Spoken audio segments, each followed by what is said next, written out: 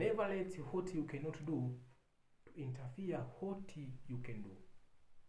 Usiruhusu kitu chochote usichoweza ukifanya kizuie kitu unachoweza kukifanya. Kwa maana hiyo, ili uweze kutoka kwenye hali ngumu yoyote unayopitia, chukua hatua mapema. Kwa maana hiyo, anza pale ulipo, tumia ulicho nacho na fanya kile ambacho wewe unakiweza. Start where you are, use what you have and do what you can. Kwa hiyo ili uweze kuyafikia mafanikio yako ambayo unahitaji, unapokuwa upo kwenye kipindi kigumu, hakikisha unachukua hatua mapema. Anza na kile ulicho nacho. Hakika utakwenda kufikia mafanikio yako kwa uharaka na wepesi wa hali ya juu. Hasa unapokuwa upo kwenye kipindi kigumu. Kumbuka, kipindi kigumu hakidumu. Tough time never lasts.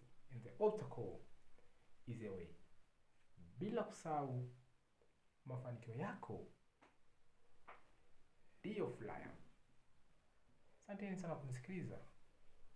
Mungu awabariki.